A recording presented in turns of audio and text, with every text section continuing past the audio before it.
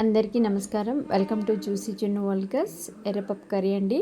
అదేనండి మైసూర్ పప్పు. సూపర్ టేస్టీగా ఉంటుంది.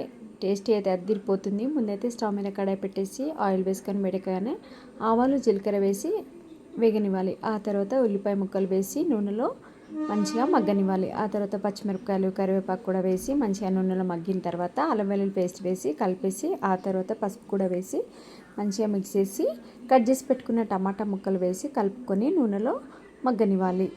ఇప్పుడు అరగంట ముందు నానబెట్టుకున్న ఎర్రపప్పును అదేనండి మైసూర్ పప్పును వేసుకొని కలిపేసి నూనెలో మగ్గించుకోవాలి.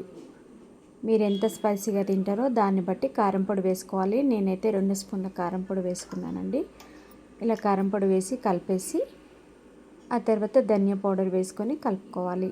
ఇప్పుడు కర్రీకి తగ్గట్టు వాటర్ పోసుకొని ఒకసారి కలిపేసి మూత పెట్టి ఉడికించుకోవాలి.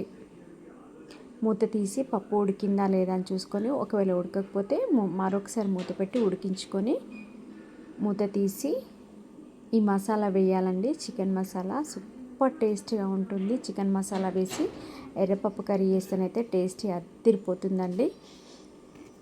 ఇలా మసాలా వేసుకొని మంచిగా మిక్స్ చేసి ఒక 2 నిమిషాలు మూత పెట్టి ఉడికించుకోవాలి.